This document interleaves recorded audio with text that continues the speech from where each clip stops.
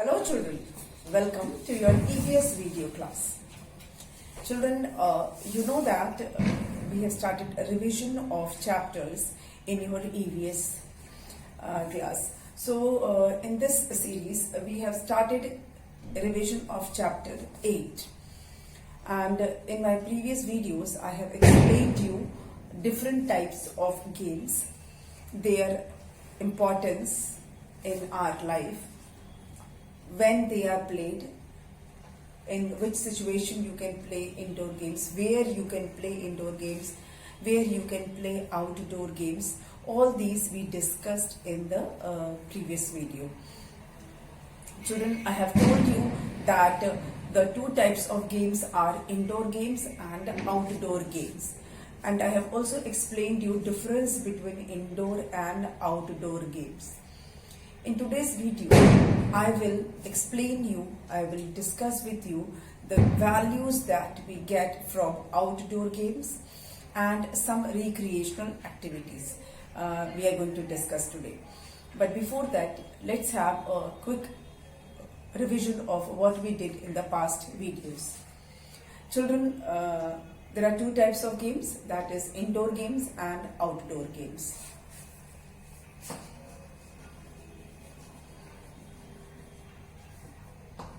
Indoor games,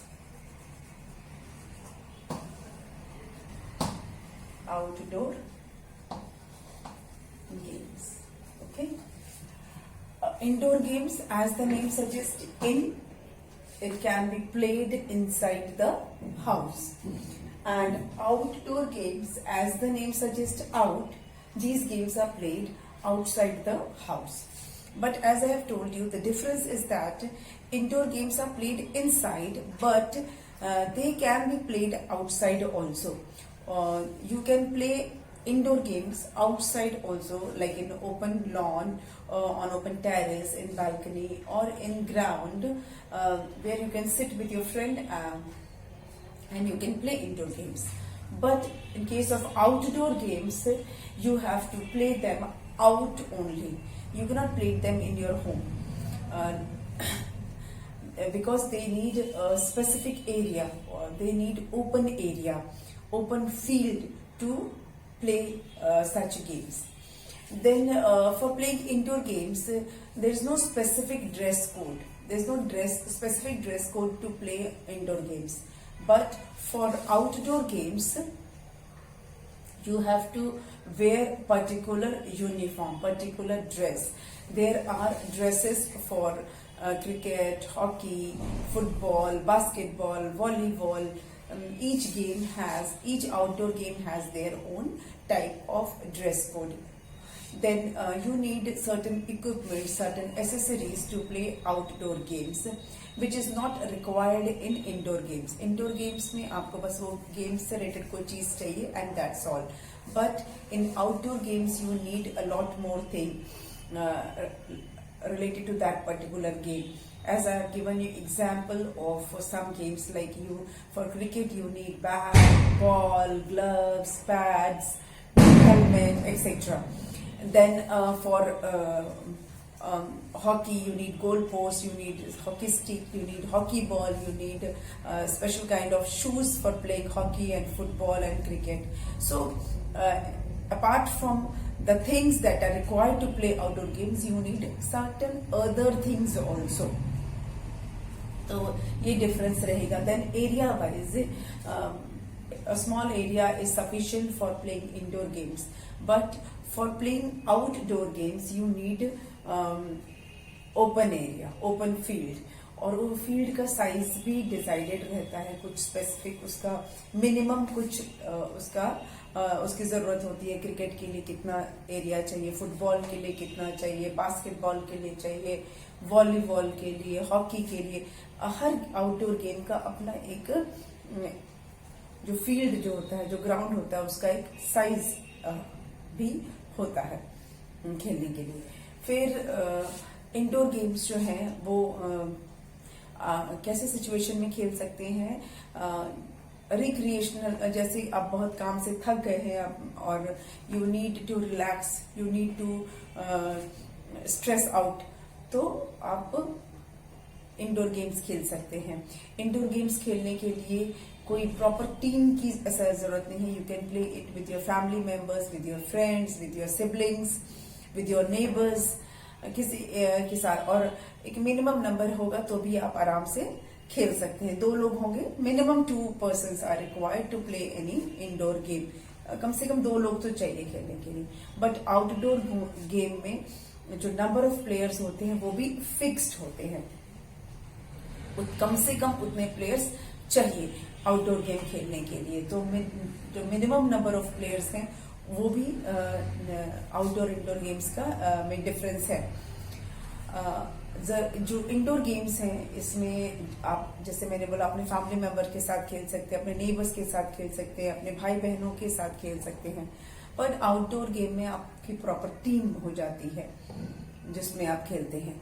तो बहुत सारे डिफरेंसेस है इस तरह के इंडोर और आउटडोर गेम में।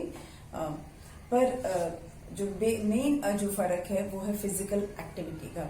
इंडोर गेम में आपके फिजिकल एक्टिविटी उतनी ज्यादा नहीं होती, आपकी फिजिकल एक्सरसाइज बहुत ज्यादा नहीं होता है। Of course your brain get exercise, आपके दिमाग का कसरत होती है। और इंडोर गेम का फायदा ये है कि अगर मौसम खराब है या आपकी तबीयत बहुत ज्यादा अगर अच्छी, मतलब थोड़ी बहुत आपकी अगर तबीयत खराब है या कुछ आपको इंजरी वगैरह हुई है, चोट लगी है हल्की फुल्की, तो आप इसे घर पे बैठे खेल सकते हैं। लेकिन आउटडोर गेम के लिए आपको फिजिकली फिट होना बहुत ही जरूरी है। अगर आप फिजिकली फिट नहीं होंगे तो आप आउटडोर गेम अच्छे से नहीं खेल सकते।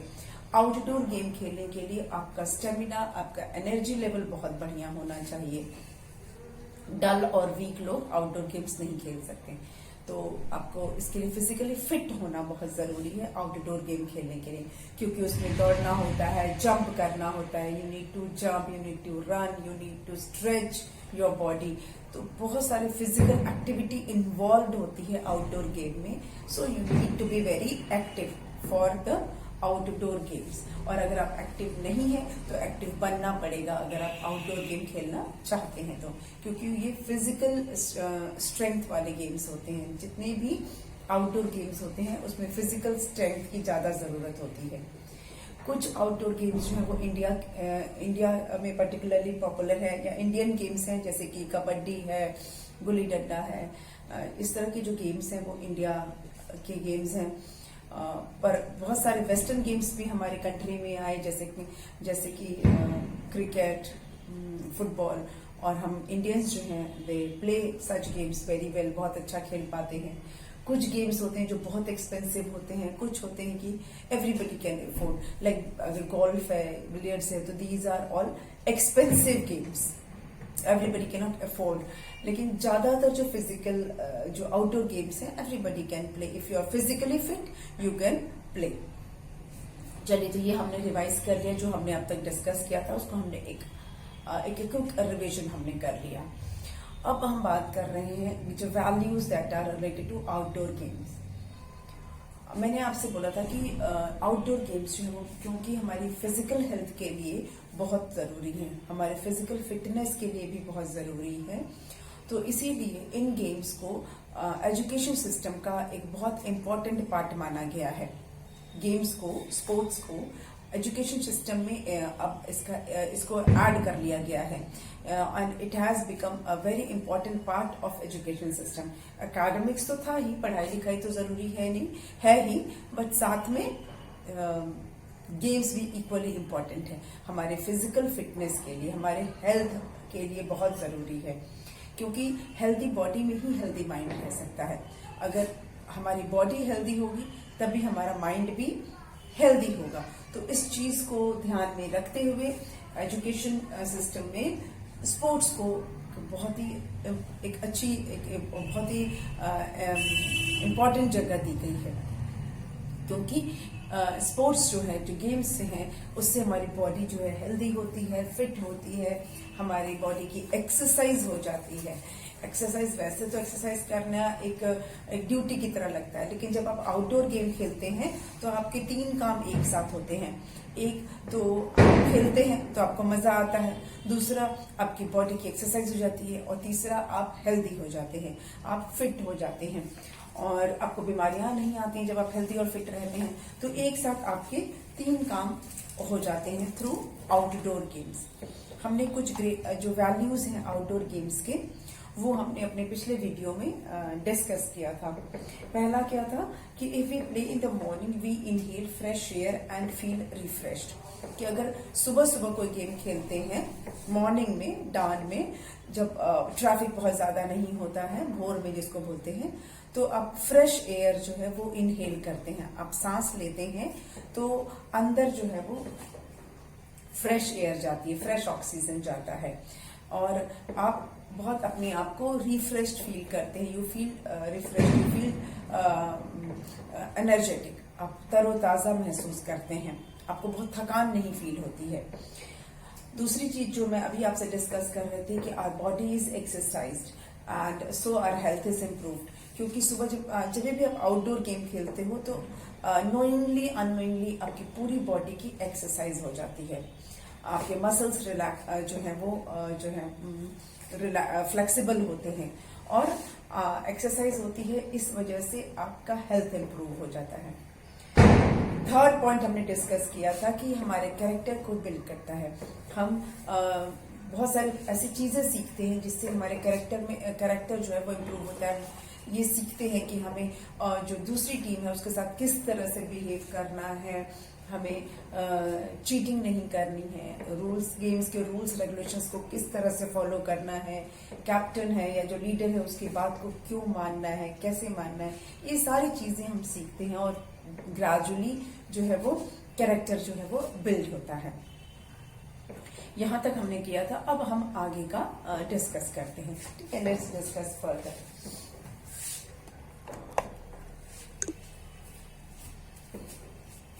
Next is fourth point is, लिख देती हैं,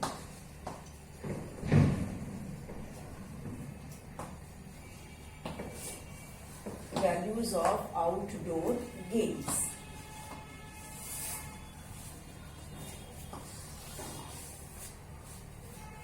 पहला अभी 4th नंबर, हमने फर्स्ट 3 ऑलरेडी हम डिस्कस कर चुके हैं।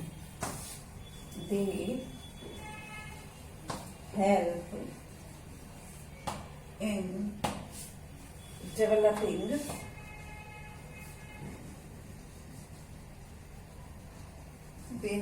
developing our personality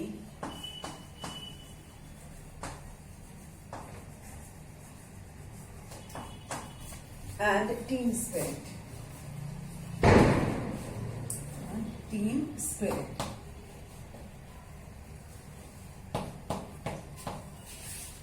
They help in developing our personality and team spirit. अच्छा, आपने किसी भी स्पोर्ट्समैन को जब देखा होगा, टीवी पर देखा होगा या कभी सामने से देखा होगा, आपने कभी किसी भी स्पोर्ट्स पर्सन को बहुत ऐसे डल, ऐसे मरियल सा देखा है कि एकदम बहुत ग्लूमी सा फेस बनाकर, ऐसे उदास लटका हुआ मुंह बना के, ऐसा कोई आपने स्पोर्ट्समैन देखा है कभी टीवी पर या कहीं भी आपने अगर ऑब्जर्व किया होगा? तो कोई भी स्पोर्ट्स पर्सन आपको बहुत डल और ऐसे डरा हुआ सा या मुंह लटकाया हुआ दुखी सा नहीं दिखेगा। क्यों?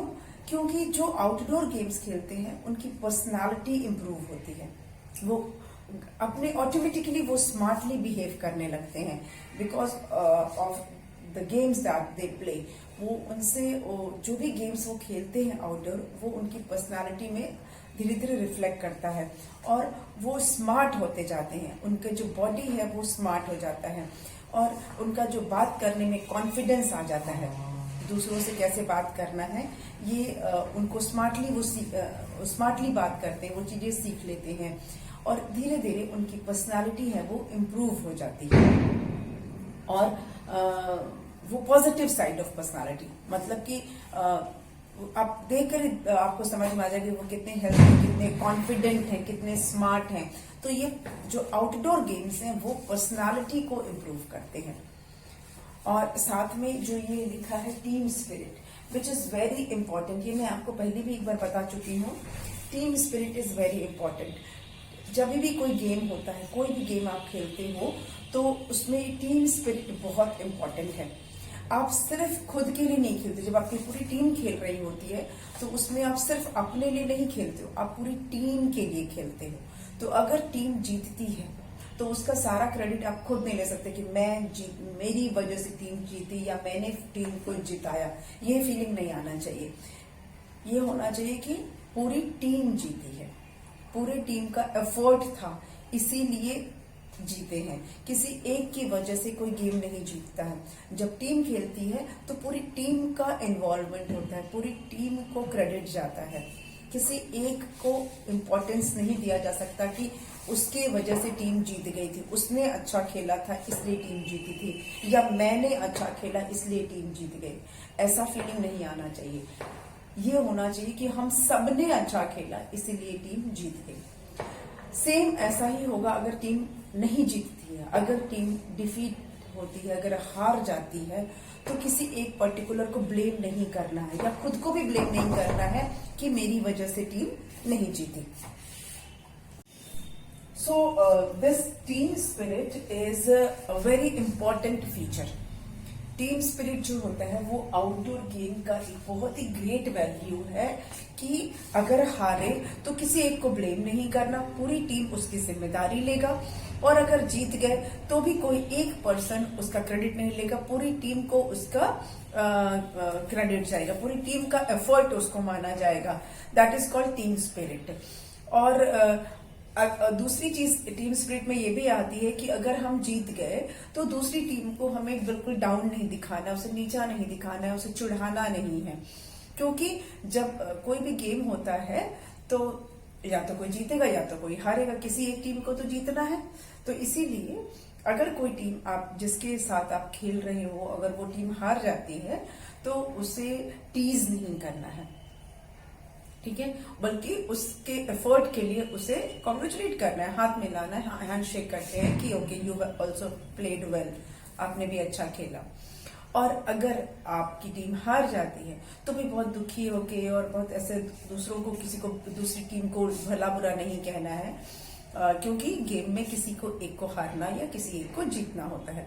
तो that is also called team spirit. एक टीम स्पिरिट लेके चलना है। ये हम सीखते हैं आउटडोर गेम्स में। ये जो वैल्यूज है ये सीखते हैं हम आउटडोर गेम्स में, ठीक है।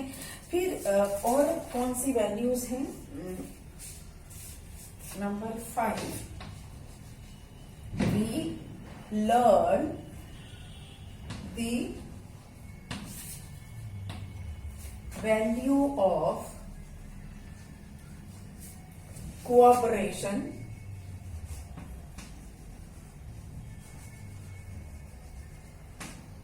and unity।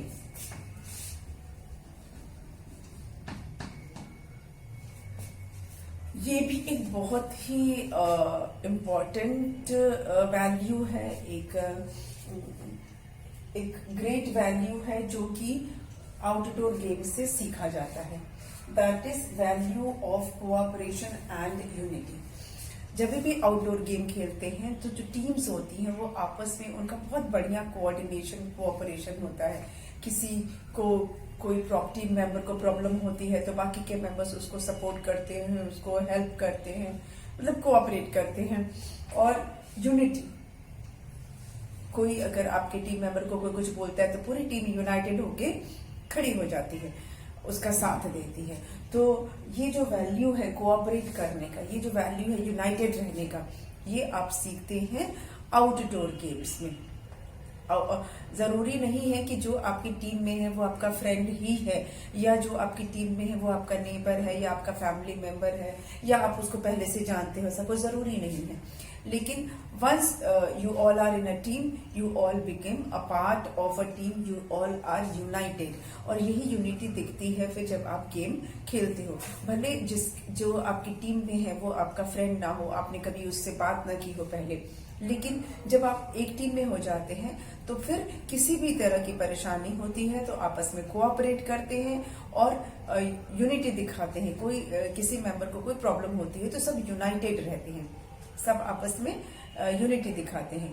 तो ये वैल्यू हम सीखते हैं आउटडोर गेम से एक दूसरे के साथ कोऑपरेट करना और यूनाइटेड होने का, यूनिटी दिखाने का जो चीज है ये सीखा जाता है आउटडोर गेम्स में। नेक्स्ट वैल्यू है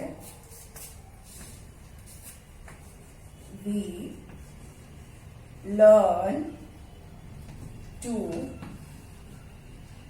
ओबे the orders of the captain.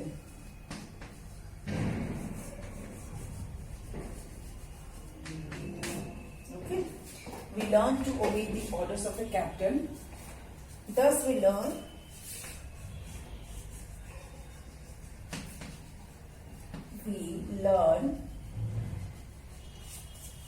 obedience,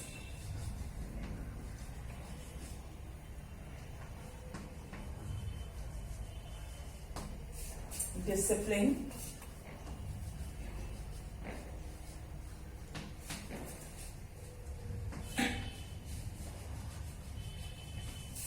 and order.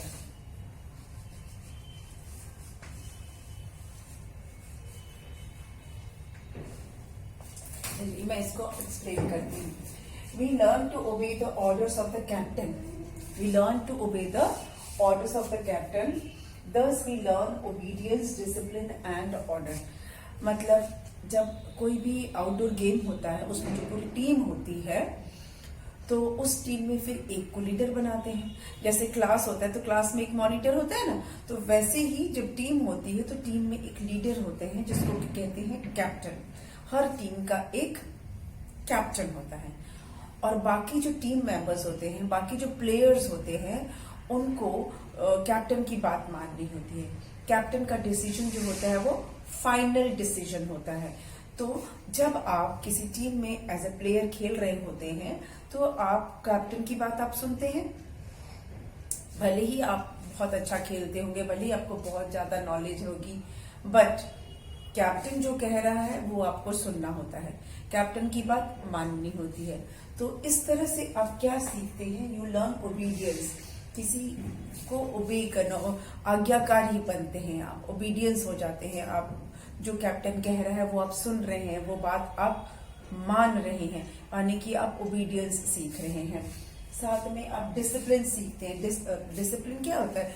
Team में आप जब कैप्टन की बात मान रहे हैं, कैप्टन जैसा कह रहा है वैसा आप कर रहे हैं, यानी आप डिसिप्लिन हैं। आप डिसिप्लिन भी सीख रहे हैं। मतलब कैप्टन को आप उल्टा जवाब नहीं दे रहे हैं, आप उसके साथ बदतमीजी नहीं कर रहे हैं, यानी कि आप डिसिप्लिन होना सीख रहे हैं। और ऑर्डर मतलब डिसिप्लिन एंड ऑर्डर मतलब एक प्रॉपर ढंग से आप उस टीम का मेंबर बन जाते हैं, आप उसका एक हिस्सा बनते हैं जब आपको कैप्टन की हर बात माननी है, कैप्टन ने जो कहा वो सुनना है और सारे रूल्स रेगुलेशंस को फॉलो करना है, उसके डिसीजन को ही फाइनल डिसीजन मानना है। और इस तरह से आप में कौन सी वैल्यूज डेवलप होती हैं? ओबीडियंस, डिसिप्लिन एंड ऑर्डर की वैल्यूज आप में डेवलप होती हैं। आप ये सारी चीजें धीरे धीरे सीखते हैं।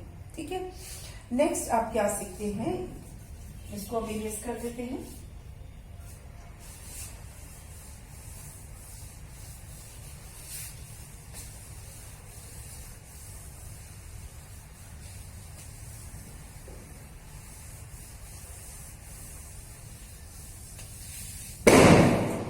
नेक्स्ट आप जो सीखते हैं वो है we become generous and imbibe fellow feeling. ये थोड़ा सा मिलता जुलता ही है। वी बिकम जेनरस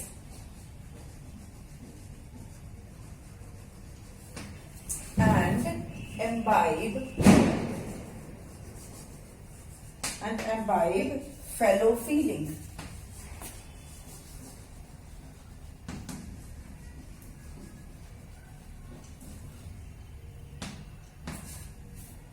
ये क्या है? ये थोड़ा सा पहले वाले से मिलता जुलता है, लेकिन इसमें फर्क क्या है?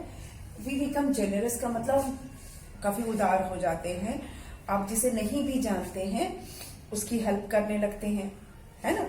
टीम में जरूरत है ना कि आप सबको जानते हैं, लेकिन जिन्हें आप नहीं भी जानते हैं उनकी भी आप हेल्प करते हैं, उनकी भी आप बातें मानते हैं, उनके लिए भी कुछ करते हैं। ऑपोजिट टीम है, जिस वो भी उसके मेंबर्स को भी आप भले नहीं जानते हो, भले वो आपके फ्रेंड ना हो, लेकिन जरूरत पड़ने पे आप उनकी भी हेल्प करते हैं। तो in this way you learn to be generous. आप टीम में रहते रहते, आप अपने फेलो मेंबर्स के साथ रहते रहते आप जेनरस हो जाते हैं, और आप में एक फेलो फीलिंग आती है। फेलो फीलिंग मतलब ये तो अपने ही अपना ही है, अपनेपन की जो फीलिंग होती है वो आती है। आपकी टीम का जो मेंबर है, आपकी टीम के साथ, आपके साथ जो खेलने वाला जो प्लेयर है, वो हो सकता है आपकी क्लास का ना हो, आपके कॉलोनी का ना हो, आपके शहर का ना हो सकता है वो दूसरे शहर का हो, ऐसा भी हो सकता है। लेकिन फिर भी आपको, आप जब आप एक टीम में हो जाते हैं तो आप में एक फेलो फीलिंग, अपनेपन वाला, अपना वाला फीलिंग आने लगता है कि ये हमारे ही मेंबर, हमारे ही फैमिली मेंबर जैसा है, क्योंकि हम एक ही टीम में हैं। तो ये फेलो फीलिंग जो है ये कहाँ से आई? Through outdoor games. अलग अलग, जब आप अभी तो आप बहुत छोटे हैं, लेकिन जब बड़े होकर कोई गेम आप खेल रहे हैं तो एक टीम में अलग अलग शहर के प्लेयर्स होते हैं। जरूरी नहीं है कि सारे प्लेयर्स एक ही शहर, एक ही स्ट्रीट, एक ही मोहल्ले के हों या एक ही स्कूल के हों, ऐसा बिल्कुल भी जरूरी नहीं है। कोई किसी शहर का हो सकता है, कोई किसी स्कूल का हो सकता है, पर वो सब मिलकर फिर एक टीम बनती है। और जब टीम बनती है, जब आप एक टीम में आ जाते हैं तो फिर सब एक फैमिली जैसे हो जाते हैं, तब वो फेलो फीलिंग जिसको बोलते हैं ना, फिर वो आने लगती है। अब सब बराबर वाला फीलिंग आता है।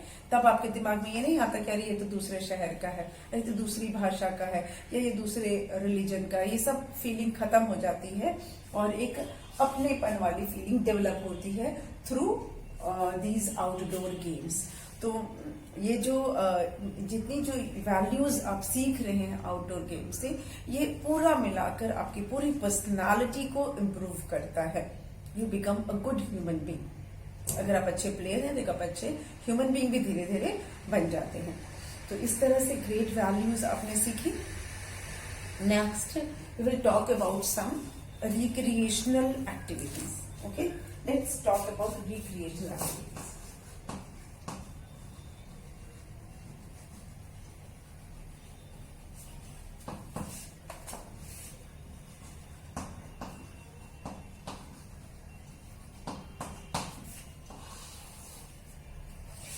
Recreational activities. अब ये रिक्रिएशनल एक्टिविटीज क्या होती है? ये गेम्स नहीं होते हैं। फर्स्ट ऑफ ऑल इसको दिमाग से आपको निकालना है कि रिक्रिएशनल एक्टिविटीज किसी तरह का गेम्स होते हैं।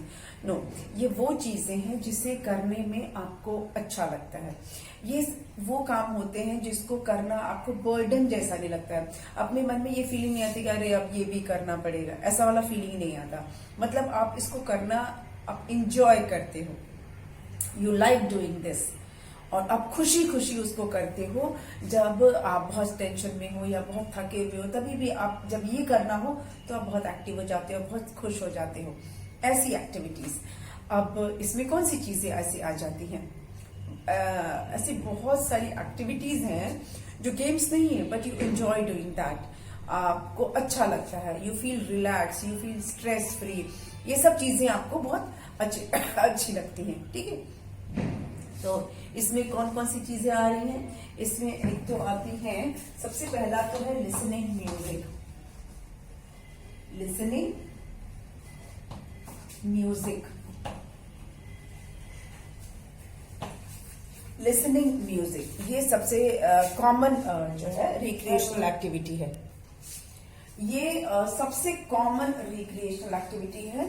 तो बहुत से लोग हैं, कितने भी थके हुए होते हैं, तो वो जब आराम से बैठकर रिलैक्स होकर जब म्यूजिक सुनते हैं तो उन्हें बहुत अच्छा लगता है। दूसरा है वॉचिंग टीवी। ये भी बच्चों का सबसे फेवरेट है, वॉचिंग टीवी। बच्चों का तो बहुत ही फेवरेट है। स्कूल से या पढ़ाई करके जब थक जाते हैं तो उन्हें टीवी देखना बहुत अच्छा लगता है और उसको देखने में वो इंजॉय करते हैं। कुछ लेडीज भी हैं जो घर का काम वाम करने के बाद जब वो थक जाती हैं और वो रिलैक्स करना चाहती हैं तो आराम से टीवी देखती हैं। तो ये भी एक रिक्रिएशनल एक्टिविटी है। इसके अलावा निटिंग, निटिंग मतलब स्वेटर बुनना। ये भी बहुत से लोगों को अच्छा लगता है। अपना फ्री टाइम में वो निटिंग करना उन्हें अच्छा लगता है। तरह तरह की डिजाइन की चीजें बनाना, स्वेटर्स बनाना, सॉक्स, स्कार्फ, ये सब बनाना अच्छा लगता है। उसके अलावा एक है जो मुझे बहुत पसंद है, वो है रीडिंग बुक्स। ये एक ऐसी रिक्रिएशनल एक्टिविटी है जो मेरे हिसाब से बेस्ट है। जिसको रीडिंग करना अच्छा लगता है वो कभी बोर नहीं हो सकता, वो कभी अकेला नहीं रहता। और सबसे इसमें है कि अगर आप इंजॉय करते हैं रीडिंग बुक तो आपको न टीवी की जरूरत पड़ेगी, न फिर आपको मोबाइल की जरूरत पड़ेगी। You will enjoy. आप कितने भी थके होंगे लेकिन आपको बुक पढ़ने में बहुत मजा आएगा। तो ये एक बहुत ही अच्छी रिक्रिएशनल एक्टिविटी है। मैं थोड़ा इसलिए भी बोल रही कि मुझे बहुत पसंद है। देन है गार्डनिंग।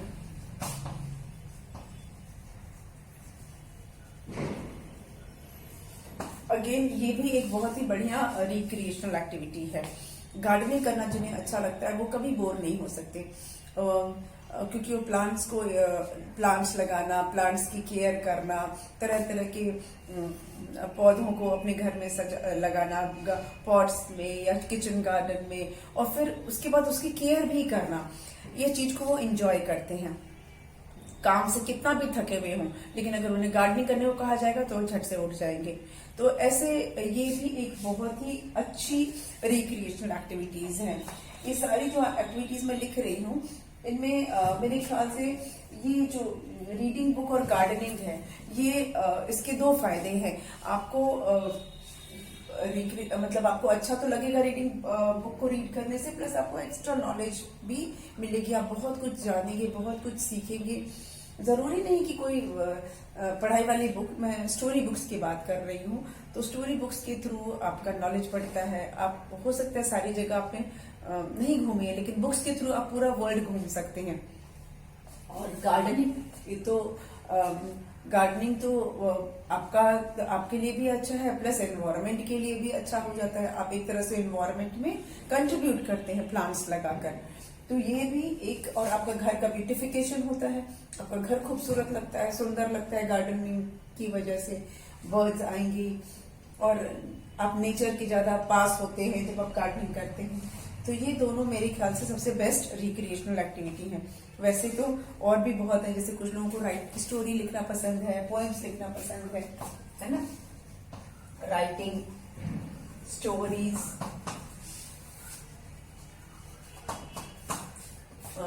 पोएम्स। कुछ लोग अपने फ्री टाइम में कहानियां लिखना अच्छा लगता है, पोएम्स लिखना अच्छा लगता है, ये भी अच्छा एक वो है। उसके अलावा कुछ लोगों को फिशिंग अच्छा लगता है, मछली पकड़ना, नदी किनारे बैठकर आराम से रिलैक्स करके मछली पकड़ रहे हैं। तो ऐसे बहुत सारे रिक्रिएशनल एक्टिविटीज है, अगर आप सोचेंगे तो आपको और भी दिखेंगी। मैंने कुछ रिक्रिएशनल एक्टिविटीज के नाम लिखे हैं, आप और भी सोच सकते हैं। तो इस तरह से आपका ये चैप्टर मैंने कंप्लीट करवा दिया है, पूरा एक्सप्लेनेशन।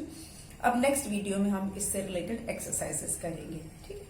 इस चैप्टर से कंटेंट से रिलेटेड एक्सरसाइज करेंगे। तो आज के लिए इतना ही, और मिलेंगे हम नेक्स्ट वीडियो में। Thank you.